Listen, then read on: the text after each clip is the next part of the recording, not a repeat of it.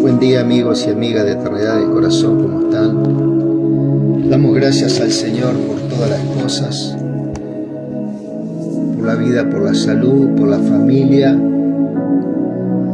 sí, por estos días, ¿cierto? En todo tiempo nuestra alabanza está hacia el Rey de Reyes y Señor de Señores. Damos gracias al Rey, ¿sí? Damos gracias al Espíritu Santo por su grande amor, por su gran misericordia, ¿sí? Te damos gloria, Rey. Damos gracias al Señor. Gracias por todo.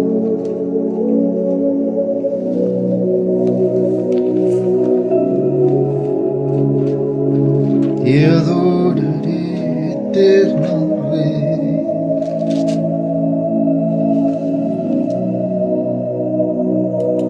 Gracias, Señor.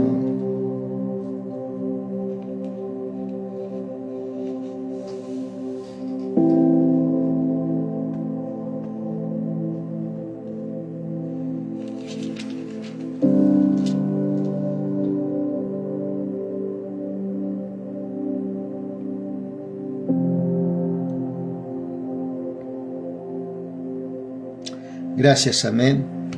Damos gracias al Señor. Tomamos un momentito para leer un pasaje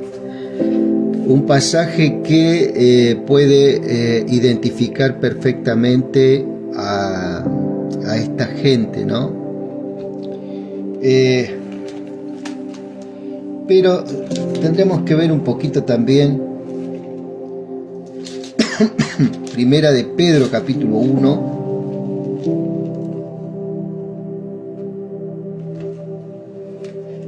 Gracias, Señor, por esta riqueza que el Señor nos dio, amado. Esto es oro. Oro cayendo en tus manos. Es medicina en tu corazón. Esto de que nos permite el Señor poder mirar esta obra terminada. Dice su palabra, ni todos los libros del mundo ni las bibliotecas del mundo hubieran alcanzado para escribir todo lo que el Señor hizo mientras estuvo en esta tierra. Aleluya, gloria a Dios, gloria al Señor. Creo que está por acá, ¿no? Gracias, Señor. Aleluya.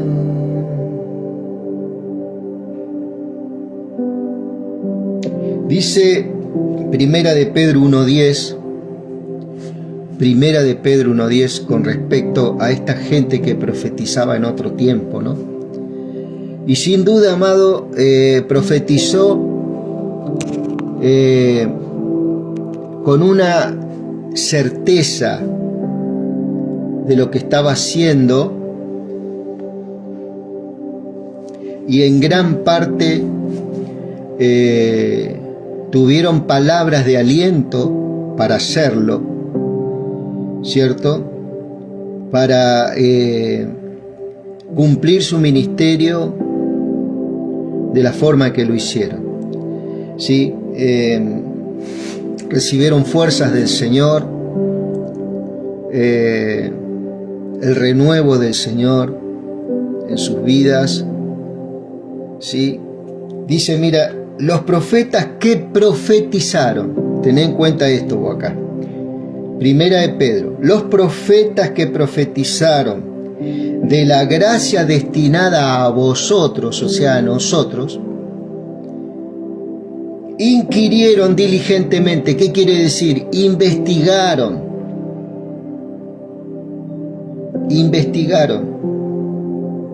meditaron, escudriñaron diligentemente e indagaron acerca de esta salvación, de este nuevo sistema, ¿cierto?, en el cual la gente se podía acercar a Dios, pero ya de una forma perfecta. Dice, indagaron acerca de esta salvación, escudriñando qué persona y qué tiempo indicaba el Espíritu de Cristo que estaba en ellos, el cual anunciaba de antemano los sufrimientos de Cristo.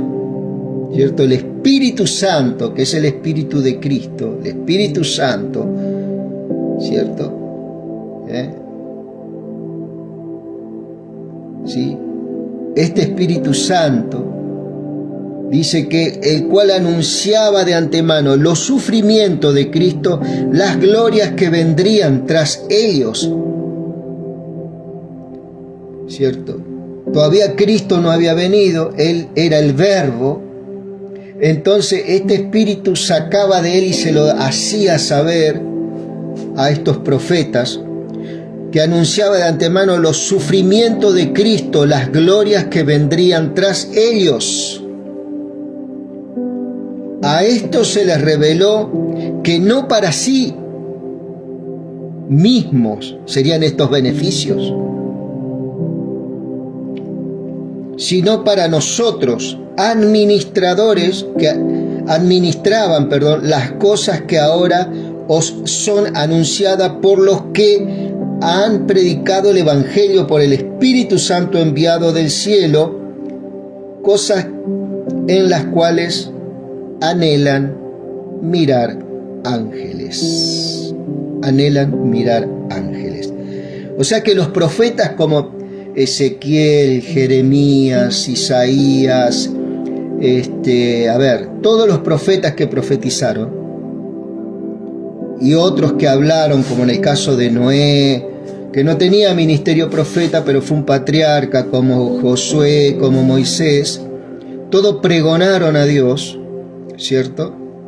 Acá tengo una Biblia que me regaló una gente amiga, justo estoy viendo ahí, está gastadita ya, amiga.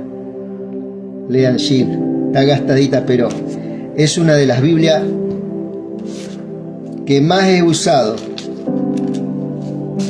Y acá en la primera hoja, no sé si se acuerdan, tengo una dedicatoria de parte de ustedes que está escrita ahí. Esa Biblia, Lean Shield, es la que más uso. Por eso está ya bastante gastadita, está bastante usada. Está escrita por todos lados porque, bueno, es una versión hermosa de esta nueva versión internacional que me regalaron ustedes. Estamos hablando de los profetas, estos que profetizaron. ¿Cuál era la nafta? ¿Cuál era la gasolina? ¿Cuál era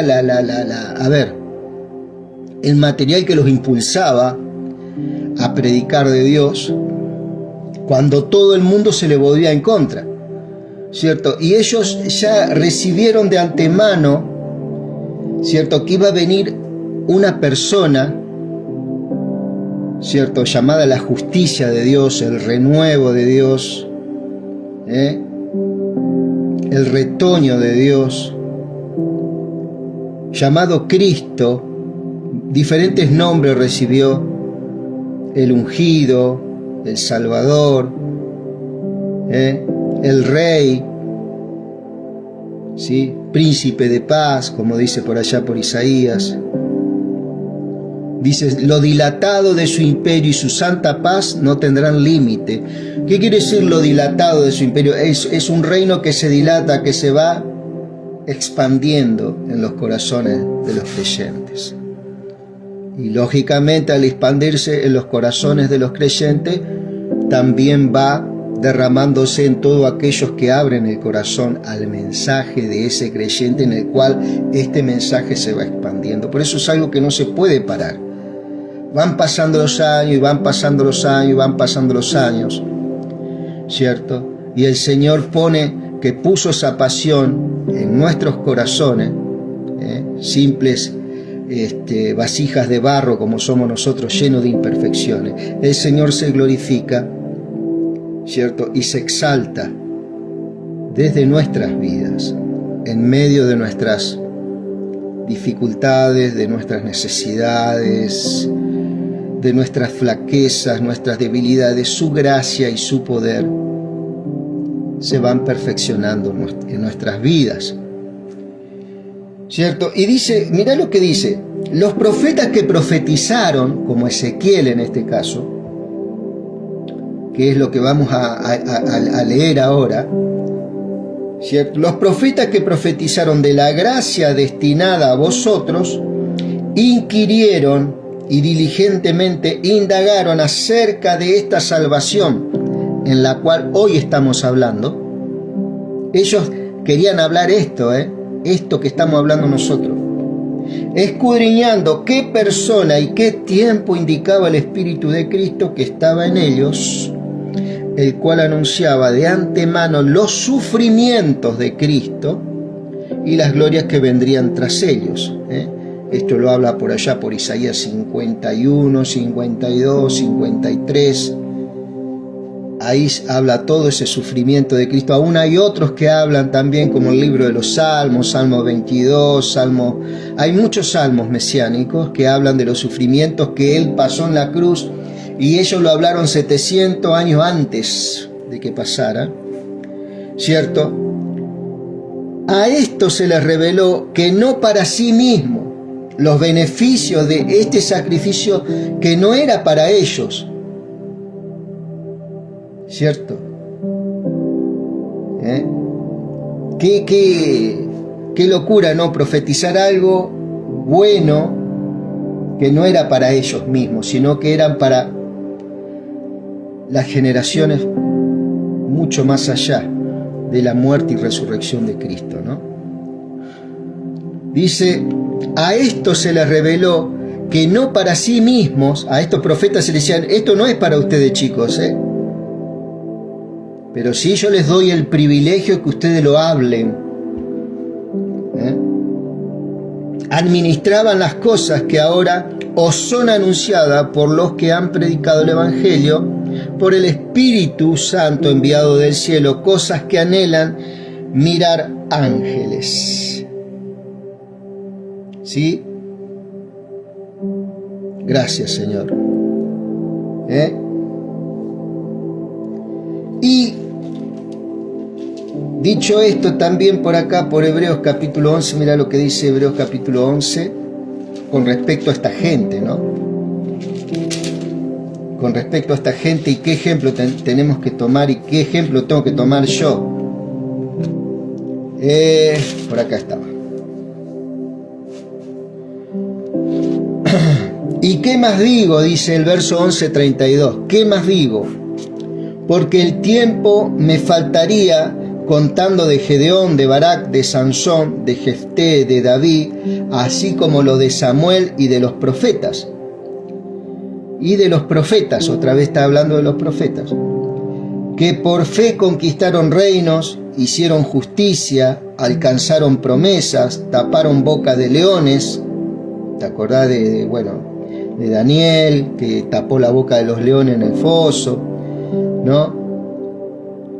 Apagaron fuegos impetuosos, evitaron filo de espada, sacaron fuerzas de debilidad, se hicieron fuertes en batallas, pusieron en fuga ejércitos extranjeros, las mujeres recibieron sus muertos mediante resurrección, mas otros fueron atormentados, no aceptando el rescate a fin de obtener mejor resurrección.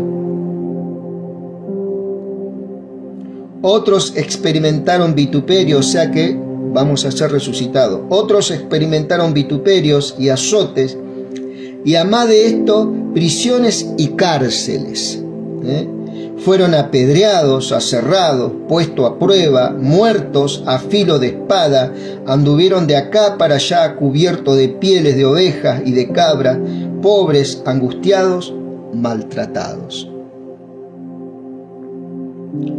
de los cuales el mundo no era digno, errando por los desiertos, por los montes, por las cuevas y por las cavernas de la tierra. Y todos estos, aunque alcanzaron buen testimonio mediante la fe, no recibieron lo prometido. ¿Qué quiere decir que no recibieron lo prometido? Acá no estamos hablando, vuelvo a repetir, como estos días he hablado, de este evangelio que hay de oferta, ¿no? Poné tu dinero acá que vas a recibir tu vehículo, ¿cierto?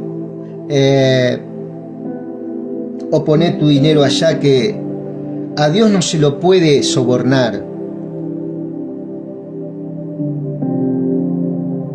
Dios no es un ídolo milagrero, ni un político, entre comillas, no todos los políticos, porque hay políticos buenos, de buen corazón. Un politiquero de estos que hay hoy en día que se puede corromper con dinero para lograr ciertas, o como los fariseos que estaban acostumbrados, ¿cierto? Entre siempre los más poderosos, los más pudientes, se reunían. ¿Por qué? Porque había un tráfico de influencias, y eso lo conocemos bien. Ser un miembro de un círculo cerrado de influencia es como protegerse a sí mismo, pero en realidad no se aman, se odian entre ellos, se envidian entre ellos. Muchos grupos son así. Pero ¿qué es lo que los une? La fragilidad de lo financiero, ¿sí? Que hoy es y mañana no es, ¿cierto? Entonces muchos lo tienen a Dios como esto, ¿no? Bueno, voy a ir a la iglesia a ver si cambia mi vida, voy a ver si puedo conseguir ese auto que me dijeron que venga. Y aún en algunos lugares antes sabíamos poner entrada libre y gratuita. Venía a la reunión de fulano, así, y tenemos entrada libre y gratuita. Hasta ese punto se llegaba antes, cuando se invitaba a alguien, ¿cierto?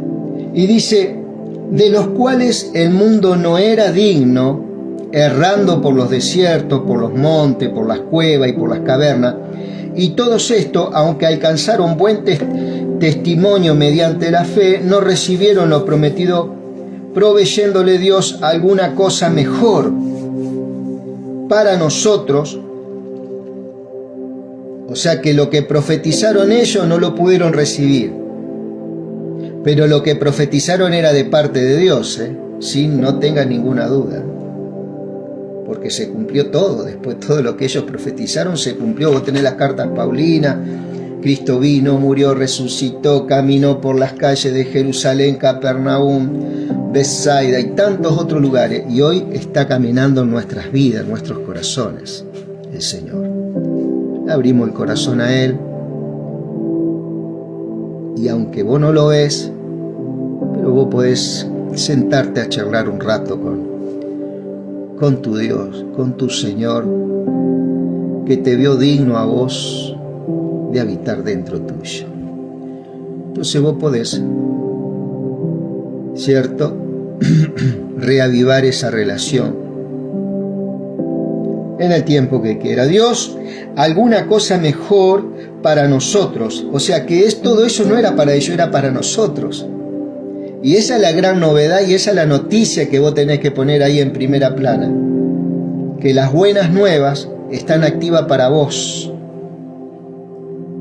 ¿cierto? Para que no fuesen ellos perfeccionados aparte de nosotros.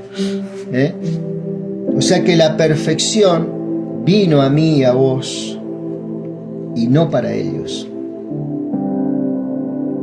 Ellos fueron perseguidos, masacrados, aserrados, para que nosotros hoy, desde la comodidad de nuestro hogar, podamos estar compartiendo esto, que es más precioso que el oro en polvo, que todas las cosas, su palabra, la palabra del Dios, la palabra de la matriz de todo lo que vos ves. Y si Dios formó todo el universo y todas las cosas, y Él llama a las estrellas por su nombre, y Él dice que escondió toda la arena del mar en el hueco de su mano, y extendió los cielos con su palmo, ¿qué es lo que no puede hacer el Señor con nuestras vidas en este tiempo?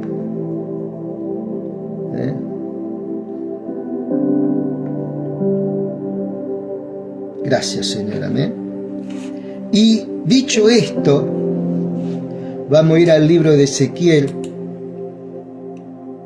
Como dijimos, estamos leyendo al profeta Ezequiel. Y siempre le digo a la gente, si vos estás esperando, cierto, que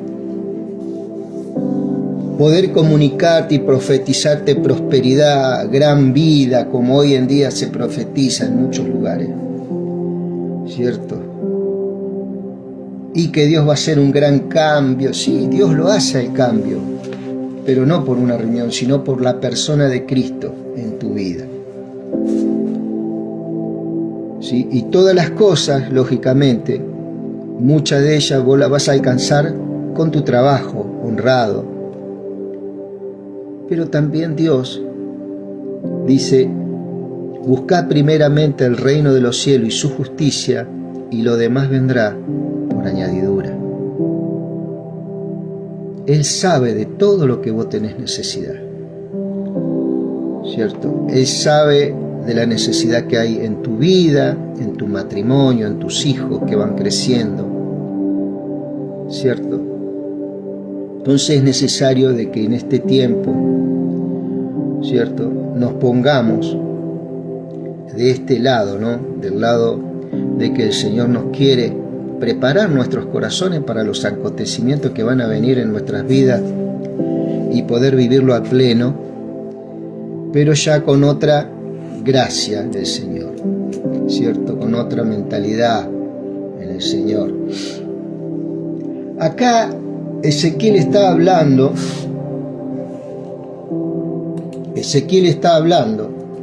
de la idolatría,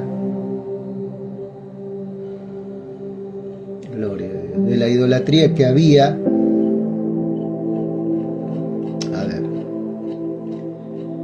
en Israel, en Jerusalén. Y acá vamos a poder ver un poquito y vamos a conectarnos un poco, porque viste que nosotros sabemos que está Daniel, que está Ezequiel, que está Jeremías, pero no sabemos los tiempos en que ellos predicaron, qué fue. Por ejemplo, acá podemos ver, mientras Jeremías dice, a ver, Jeremías, yo pensaba que Jeremías había sido llevado cautivo. No, Jeremías nunca fue llevado cautivo. Él permaneció en Judá hasta la destrucción en Judá y después fue llevado a Egipto y dicen que murió ahí. Cuando Jeremías, vamos a ver un poquito acá, Jeremías no fue deportado a Babilonia, su ministerio se desarrolló principalmente en Judá, específicamente en Jerusalén durante los turbulentos años previos a la caída de la ciudad. Él presenció las deportaciones en 605 y en el 597 a.C. En el 605, la primera deportación, uno de los que fue primeramente deportado a Babilonia fue Daniel. ¿Sí? Daniel. Y un poquito más, 12 años después, Ezequiel. O sea, los tres profetizaron prácticamente en un mismo tiempo, en diferentes ubicaciones. Jeremías en Judá, en plena destrucción de lo que fue Judá, que ya hablamos ese tema, el por qué. Daniel estaba profetizándole al rey de esta potencia Babilonia, ¿sí? Estaba ministrando ahí en el palacio. Y Ezequiel estaba junto a los deportados en Babilonia, a los judíos, a los hebreos que habían formado una comunidad en la misma Babilonia. O sea, los tres profetas, Dios puso los tres profetas, ¿cierto?, a profetizar en en diferentes lugares, pero en una misma temporada prácticamente. Ya Jeremías era anciano cuando Ezequiel estaba profetizando. Ezequiel fue un sacerdote que no pudo cumplir su ministerio sacerdotal, no de la Iglesia Católica, como nosotros conocemos, no, un sacerdocio levítico en aquellos tiempos. Entonces, Dios podemos ver cómo él, al no poder cumplir con este ministerio sacerdotal, Dios lo llama al ministerio profético a los 30 años, 5 años después, ¿cierto? Que él había habitado y se había establecido en Babilonia, ¿cierto? Se había casado, perdón. ¿Sí? A los 30 años era la edad que el hombre era promovido a un ministerio, en este caso sacerdote, profeta. Jesucristo a los 30 años comenzó a ejercer su ministerio. Entonces Ezequiel a los 30 años siendo sacerdote y al no poder ministrar en el templo, ya que el templo estaba lleno de idolatría, habían introducido a dioses como Moloc, en el cual se sacrificaban y se quemaban niños, y Astarte y Baal, entre otros, en el cual se prostituían niñas. Los mismos padres prostituían sus niñas y sacrificaban sus niños a fuego, sus bebés recién nacidos, a estos dioses, y habían sido introducidos al templo, mi querido amigo y hermano. Por eso Dios tiene que intervenir en esta nación, destruyéndola, pero no sin antes sacar un remanente a Babilonia.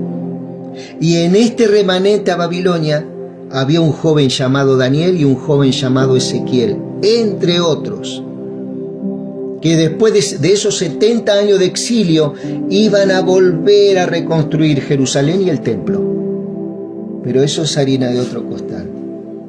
Si Dios no intervenía esta nación iba a ser absorbida por la cultura a través de del sincretismo religioso y de la corrupción.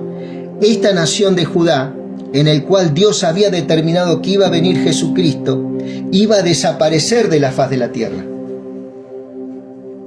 Y vos sabés muy bien que muchas naciones a través de los tiempos desaparecieron. ¿Por qué? Porque culturalmente fueron absorbidas.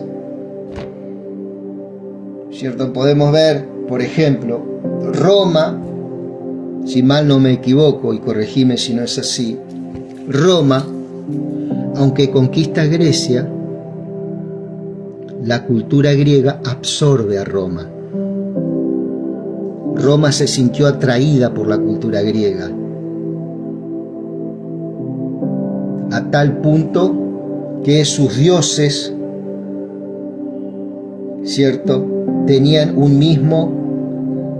una misma jerarquía y eran similares, ¿cierto? Se fusionaron. Roma fusiona a sus dioses con la cultura griega, ¿cierto? Y la cultura griega se maravilló ¿con qué? Con la cultura egipcia. Estamos hablando años antes. Y así fueron desapareciendo, ¿cierto? Y en este caso, Judá iba a pasar. Por eso Isaías dice, si Dios no hubiera tenido misericordia de nosotros, hubiéramos sido como Sodoma y Gomorra. Sodoma y Gomorra, ¿qué fue lo que pasó? Cayó fuego y azufre y desaparecieron como reino. Ahora Dios tuvo misericordia de Judá, destruye Judá y el templo porque estaba totalmente ya, ¿cómo te puedo decir? Estaba totalmente, no era Judá, eran pueblos que habían colonizado y estaban adorando dioses. Dioses extraños, dioses aborrecibles, crueles, mataban sus generaciones. Había padres que no tenían niños y compraban los niños de otra gente no pudiente para sacrificarlos a estos dioses, para que le fueran bien en las cosechas, en la siembra, en la guerra, que fueran fértiles sus campos. Prostituían sus niñas, ¿cierto? Un poco a lo que se mueve el evangelio de hoy, ¿viste? El evangelio de la prosperidad y de la mejor casa y de las mejores de los mejores lo otro. Vení que Dios te va a dar lo mejor para vos. Un evangelio haciendo de que el hombre sea el centro, cuando el centro del evangelio es Cristo, que es la matriz de todo, ¿cierto? Entonces, dice Jeremías, dice, mira, acá, Daniel fue deportado en el 605 a.C. Daniel, el profeta Daniel. Él ministró dentro del templo, dentro de la realeza, a Nabucodonosor, interpretándole los sueños. Ezequiel fue deportado a Babilonia en el 597, 12 años después, y fue llamado a profetizar allí entre los exiliados, entre los que estaban exiliados ahí, en Babilonia. Y Jeremías permaneció en Judá durante las deportaciones, fue llevado a Egipto después de la caída de Jerusalén y se cree que murió ahí, ¿cierto? Para ver un poco el paralelismo entre los tres profetas y ver que los tres profetas fueron congruentes, que Dios es un Dios coherente, digamos, y hay un panorama bíblico que obedecer. No es que voy a decir, a ver, Ezequiel, a ver, ¿qué tiene que ver Ezequiel con todo esto? Bueno, Ezequiel, ¿cierto?, transmite, aún transmite hasta la restauración del templo en Jerusalén en los futuros días, ¿cierto? Entonces vamos a ver un poquito Ezequiel, y para que vos veas que la Biblia no es un libro así nomás, sino que tiene una congruencia y que hay que leer no tan solamente versículos, como a veces sacamos versículos en un papelito y lo entregamos de regalo, qué sé yo. La Biblia se lee para entenderla y para comprenderla y para ver que Dios es una persona coherente. No es una persona que te va a decir algo en el cual, bueno, yo me quedo con esto hoy. No, todo tiene un entendimiento. Acá vamos a ver un poquito Ezequiel 14 y 15. Vamos a avanzar con estos dos, aunque habíamos tocado algo del 14 el otro día. Dice: vinieron a mí unos líderes de Israel y se sentaron frente a mí, dice Ezequiel, ¿no? Estoy leyendo el capítulo 14 y estoy usando la versión Palabra de Dios para Todos. Esta es otra versión, ¿cierto? El Señor me dijo: hijo de hombre, estos hombres todavía piensan en sus repugnantes ídolos. O sea, estaban en Babilonia y aún esta gente estaba pensando en los sacrificios que hacían a sus hijos y de sus bebés recién nacidos a un dios llamado Moloc. Era un dios amonita, de la nación de Amón. Este Moloc era un ídolo que tenía sus brazos extendidos en una estatua gigante que tenía, y en sus brazos tenía una olla, en sus manos tenía una olla, se prendía fuego y ahí se echaba aceite, y cuando el aceite está hirviendo echaban a sus pequeños ahí. En eso pensaban todavía los que fueron deportados. Todavía dice acá: hijo de hombre, estos hombres todavía piensan en sus repugnantes ídolos. Tienen entre ceja y ceja esos obstáculos que lo hacen tropezar. O sea, la persona físicamente puede estar lejos del chiquero, o el chancho puede estar lejos del chiquero, pero todavía su corazón está ahí. Puede estar en un palacio la persona, con una Biblia, pero su pensamiento todavía, así muchas veces somos nosotros, querido. Y esto Dios nos llama la atención en eso. Tienen entre ceja y ceja esos obstáculos que lo hacen tropezar. ¿Por qué ahora debo permitirles que acudan a pedirme ayuda? O sea, le piden ayuda al Señor, le piden que Dios le haga milagro, vienen con dinero y van al ministro de turno y le dejan el dinero ahí para que el Señor haga algo por ellos, pensando ellos que tal vez el dinero pueda torcer su brazo, ¿cierto? Y pueda llamar santo a lo inmundo que estamos haciendo, ¿sí? Entonces tienen entre ceja y ceja esos obstáculos que los hacen tropezar. ¿Por qué ahora debo permitirles que acudan a pedirme ayuda? Entonces yo también digo que si vos, ¿por qué que no te predican esto en la iglesia ni te hablan esto? Porque estas palabras en nada alientan al tipo de evangelio que hoy en día se predica, un evangelio de ofertas, ¿sí? Como dice un querido maestro. Por lo tanto, háblales y dile, esto es lo que dice el Señor Dios a algunos israelitas. Por las dudas, todavía rinden culto a sus repugnantes ídolos. Algunos israelitas había, ya otros se estaban volviendo de esa forma de pensar. Y se colocan el pecado propio como una piedra de tropiezo para sí mismos. Y a la vez acuden a los profetas por ayuda. En ese tiempo no había texto bíblico como lo que tenemos nosotros ahora, pero sí había profetas que comunicaban el mensaje de Dios al pueblo. Y a la vez acuden a los profetas por ayuda, pues a ellos yo el Señor les diré que vayan entonces a pedir ayuda a sus ídolos, a esos ídolos que ellos sacrificaban sus niños y prostituían sus niñas. ¿Sí? Lo haré porque quiero ganar de nuevo la confianza.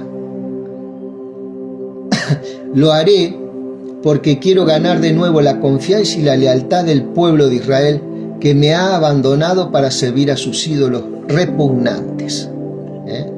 Dios los desafiaba y al pueblo, bueno, vayan y pídale a ese ídolo. ¿Por qué? Porque muchas veces, mi querido amigo, venimos al Señor, ¿cierto? O es lo que han vendido en muchos lugares, en muchas religiones, al Señor Jesucristo como un ídolo milagrero. Aún hay una canción que hace abre camino, que les abre camino como si fuera un brujo. Así lo ven al Señor Jesucristo hoy en día. Ese es el conocimiento que te dan. Y cuando vos querés avanzar en el texto bíblico y conocer más, te dicen no, no es tu tiempo todavía, te dicen muchos, y no vas a entender la palabra, no la leas, nosotros te vamos a dar la explicación. No, amado, vos tenés, Dios nos va a ayudar. La Biblia es lo más sencillo que hay. Está hecho para el hombre común, para el hombre sencillo, ¿cierto? Entonces el consejo es que vos sigas inquiriendo en la palabra. ¿Por qué? Porque en muchas religiones se llega hasta cierto techo y de ahí no te permiten avanzar. Porque dicen, no, nosotros tenemos la interpretación correcta para vos. Mentira, amado. El Señor te dio el Espíritu Santo a vos. ¿Por qué? Porque el mismo Espíritu Santo fue el que inspiró a los que escribieron la palabra. Así que ese Espíritu Santo, si Él quiere, te va a dar el entendimiento de los secretos que están acá. Y así vas a ir avanzando. Se te van a levantar, te van a criticar, de todo tipo de cosas. Pero no nos victimicemos nunca. Gocémonos en el Señor por estas cosas. Dice, por lo tanto, dile al pueblo que el Señor Dios dice, apártate de todos tus repugnantes ídolos, deja de hacer cosas horribles, porque si algún israelita o algún extranjero que viva en Israel se aparta de mí para ir a adorar ídolos repugnantes o pone piedra de tropiezo delante suyo y luego viene a pedir ayuda a uno de los profetas, entonces yo, el Señor, le responderé con el juramento de enfrentarme a él y de que sirva de escarmiento a los demás, quienes hablarán de él. Ya no será parte de mi pueblo, así aprenderán que yo soy el Señor. ¿Por qué estas cosas? Porque se había formado durante muchos años un sincretismo dentro del pueblo, ¿cierto? Que se adoraban a los dioses y se adoraba también a Dios como un ídolo más. Y así está hoy en día en muchos lugares, amado. Lo tienen a Dios como un ídolo, pero no quieren conocer a la persona de Cristo. No dejan que otro avancen. No dejan que otros profundicen en la persona, en el conocimiento del Hijo. ¿Cierto? Entonces te tienen ahí a rayas. Aquí solamente nosotros podemos pasar. Ustedes no. Cuando el deber del líder, el deber del apóstol, del profeta, del evangelista, del pastor y el maestro, es perfeccionar a los santos. ¿Qué quiere decir? Ese santo que él está perfeccionando tiene que ser mejor que ese apóstol, mejor que ese profeta, mejor que ese evangelista, mejor que ese pastor y ese maestro. Es esa la alegría, tendría que ser de ese apóstol, pero hoy en día hay mucho egoísmo, amado. Mucha competencia en el mundo cristiano, entre comillas, cristiano. Entonces te encontrás con gente como, en este caso yo, saliéndome de este sistema, pero aferrándome más al Señor. ¿Sí? Cada día, con todas las fallas y cosas que podemos tener.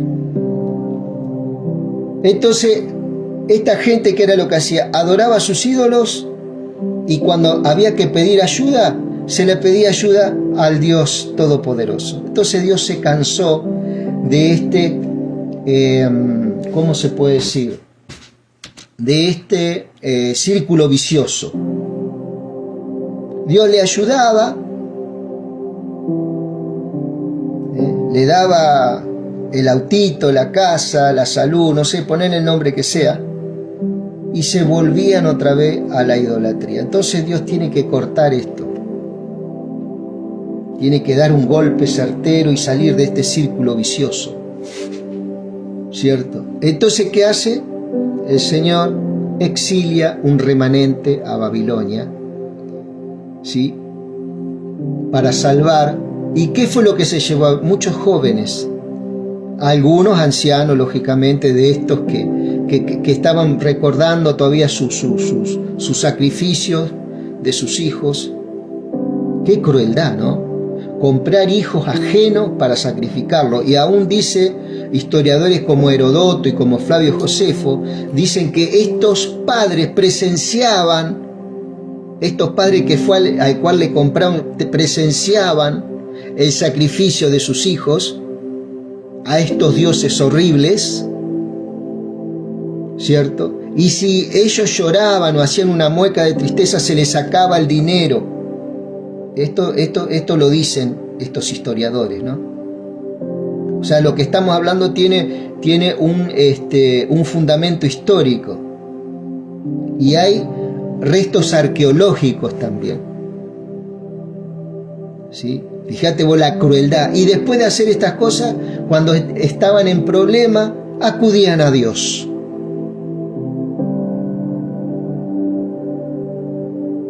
¿Cierto? Entonces Dios dijo, bueno, hasta acá llegamos con esto. Se terminó el Dios milagrero, se terminó el Dios abre caminos, se terminó el Dios de la prosperidad, se terminó el Dios de que el centro era el hombre nada más. ¿Qué es lo que hoy en día se predica, amado? Es lo que hoy en gran parte se predica de la tierra. ¿Cierto? Por eso es que no te quieren leer, por ejemplo, libros como estos.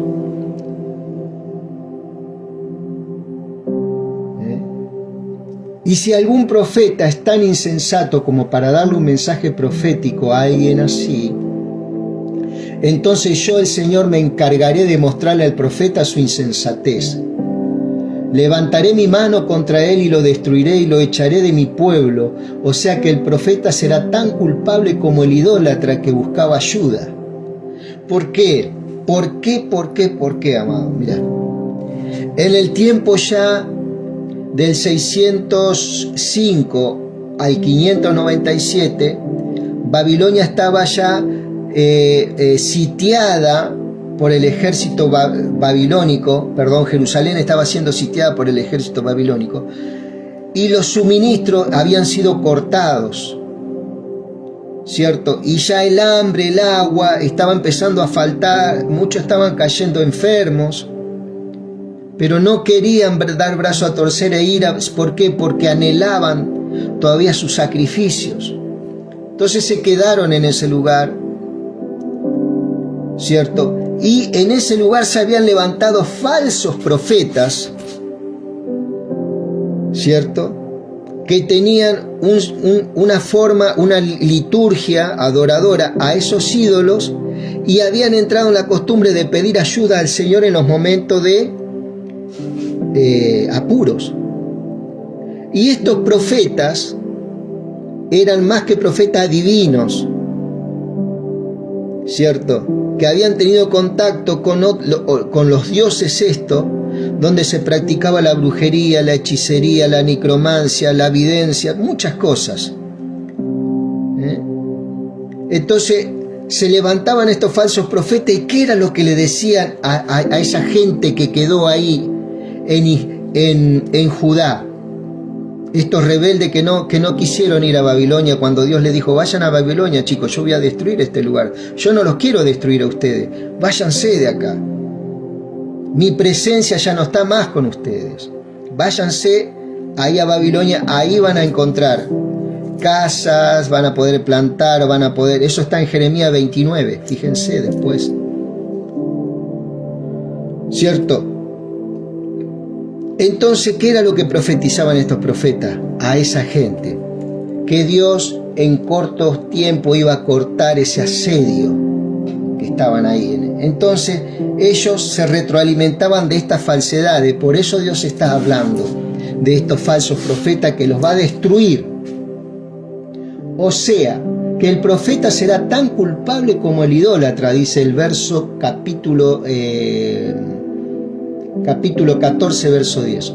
O sea, el tal profeta será tan culpable como el idólatra que buscaba ayuda, para que no puedan llevar al pueblo de Israel a cometer más error y se aparten de mí, y para que los profetas no sean profanados por la culpa de todo el pueblo. Entonces ellos serán mi pueblo y yo seré su Dios. Es la decisión del Señor, ¿cierto? Estos falsos profetas iban a ser cortados, amado. Entonces el Señor me dijo: hijo de hombre, si alguna nación peca contra mí y enemista a su pueblo contra mí, si algún hombre, o yo la castigaré con escasez de alimento, que era lo que estaba pasando, destruyendo así tanto a los seres humanos como a los animales. Aún si Noé, Daniel y Job vivieran entre ustedes, su rectitud solo los salvaría a ellos mismos. Este mensaje viene de parte del Señor. Acá podemos ver cómo Ezequiel conocía a Daniel. Daniel ya había comenzado su ministerio cuando Ezequiel fue llamado. Ya Daniel ya estaba fungiendo su ministerio en los palacios de Babilonia. Otro joven. Él conocía a Daniel. A Noé y Job, también él había leído sobre Job y Noé. Verso 14. Vinieran entre ustedes, su rectitud solo los salvaría a ellos mismos. Este mensaje viene de parte del Señor. ¿Cuál es la rectitud que estos profetizaron? Cristo, que iba a venir el Salvador. Esa era la rectitud y ellos creyeron. Por eso viste que al principio leímos los profetas que profetizaron acerca de la gracia destinada a vosotros. Eso estaba por allá por Pedro, 1 Pedro 1:10 en adelante. ¿Cuál es la rectitud que ellos predican? Cristo. Entonces, por haber creído en este Cristo que todavía ellos no veían, sino que habían profetizado, ellos salvaron sus almas. Pero solamente ellos. Se puede dar el caso de que yo envíe animales salvajes a la tierra para desolarla y arruinarla, a tal punto que nadie se atreva a pasar por temor a los animales peligrosos. Yo, el Señor Dios, prometo por mí mismo que aún si estos 3 hombres vivieran allí, no podrían salvar ni siquiera a sus hijos, solo ellos se salvarían, mientras el resto del país quedaría convertido en un desierto. Pues puedo también decidir enviar a un enemigo para que destruya el país, tanto a los seres humanos como a las bestias. Yo, el Señor, prometo por mí mismo que aun si estos 3 hombres vivieran allí, no salvarían ni a sus hijos, sino que solo ellos se salvarían. ¿Por qué? Porque la salvación va a venir impartida por el Señor Jesucristo, ¿no? Y había que creer en esta gracia. Ellos creyeron en esa gracia, ¿cierto? Les fue revelada esta gracia de Cristo. Puede darse el caso que también le envíe una plaga contra la nación y la golpee con furor de mi ira, arrasando todo con seres humanos como con bestias. Yo, el Señor Dios, prometo por mí mismo que aun si Noé, Daniel y Job vivieran en esa nación, no salvarían ni a sus hijos, solo ellos se salvarían por su rectitud. Porque el Señor Dios dice: aunque envié los 4 peores castigos, ejército enemigo, hambre, animales salvajes, plagas contra Jerusalén, para destruir tanto seres humanos como bestias, habrá sobrevivientes que saquen adelante a sus hijos y a sus hijas. Cuando lleguen con ustedes, vean el tipo de vida que vivieron y la maldad que cometieron, entonces tendrán consuelo. Sobre la calamidad que envié contra Jerusalén y todo lo que hice contra ella. Les dará consuelo ver el tipo de vida que llevaban y la maldad que cometieron. Entonces sabrán que Jerusalén se merecía todo el castigo que le envía el Señor, lo ha dicho. ¿Cierto? De esa nación Él iba a dejar un remanente, en el cual ese remanente iba a comunicar el por qué Dios hizo lo que hizo. ¿Sí? Y Dios se tomó mucho tiempo en hacerlo, porque Él le dolía en su corazón tener que hacer. Es como cuando vos tenés 2 hijos y el Señor te dice: a ver, bueno, elegí cuál es el que va a ir al cielo y cuál es el que va a ir al infierno. Y si vos sos un padre de corazón grande, vas a decir: no, Señor, que no vaya ni este, porque yo amo a los 2. Lógicamente, como es propio de un padre, ¿no? Voy yo, Señor, en lugar de ellos. ¿Te das cuenta un poquito la mentalidad del Señor? Del por qué hace lo que hace. Y cómo se tarda el Señor, cómo se tardaba el Señor en cumplir sus juicios. Años se tardaba, y les anunciaba y le mandaba profeta y le decía: vuélvanse a mí de todo corazón. Y el 15 dice, y con esto terminamos, son 8 versículos: el Señor me dijo: hijo de hombre, ¿cuál es la diferencia entre la leña de la vid? ¿Cierto? La leña de la vid. Generalmente la vid en la Biblia trata de Judá. ¿Y la madera de los demás árboles? ¿Acaso la usan los artesanos para sus trabajos? Es que siquiera la usa la gente para hacer una percha. La leña de la vid solo sirve como combustible. El fuego la consume por los extremos hasta que la quema por dentro. Eso es su pueblo, la vid. Vos fijate que de la vid, de la madera, no se puede hacer nada en carpintería, nada. Esa es la diferencia de la vid con otros árboles, ¿cierto? La leña de la vid solo sirve como combustible. El fuego la consume por los extremos hasta que la quema por dentro. ¿Puede acaso usarla así el artesano? Si ni siquiera servía cuando estaba entera, mucho menos después que el fuego la consume. Por tanto, dice el Señor Dios, así como he destinado para el fuego a la leña de la vid, más que ningún otro tipo de madera, así he destinado para lo mismo a los habitantes de Jerusalén. Me enfrentaré a ellos, tal vez sobrevivan a un fuego, pero otro acabará con ellos, y cuando me les enfrente sabrán que yo soy el Señor. Tengo planeado destruir este país por la rebeldía de sus habitantes. Esto afirma el Señor Dios. Y así fue. Jerusalén, Judá, es destruido en el 597, tengo entendido, antes de Cristo. Históricamente se cumple la profecía. Y me encanta esta palabra, dice, la leña de la vid, y esto lo voy a marcar acá, solo sirve como combustible. El fuego la consume por los extremos hasta que la quema por dentro. Esta palabra, ¿cierto?, tiene un gran significado también para nuestro tiempo. Nosotros, ¿cierto?, el Señor Jesucristo, ¿qué es lo que hace con nosotros, con nuestro pecado? Lo consume, lo prende fuego, va rectificando nuestra conducta, nuestros pensamientos.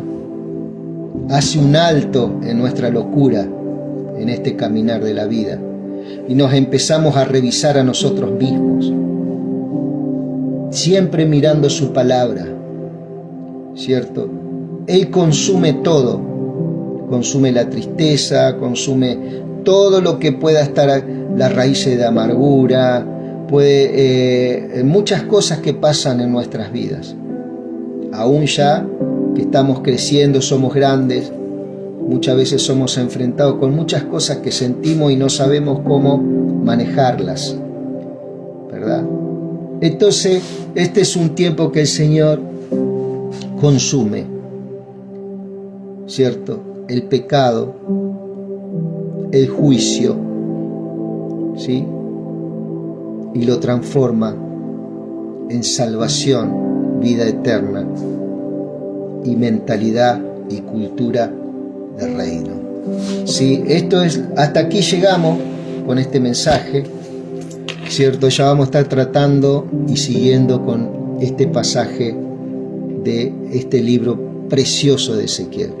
Mi querido amigo Leandrito, Gilda, gracias por este regalo. Lo llevo a todas partes, por eso está así, no se asusten. Que Dios les bendiga.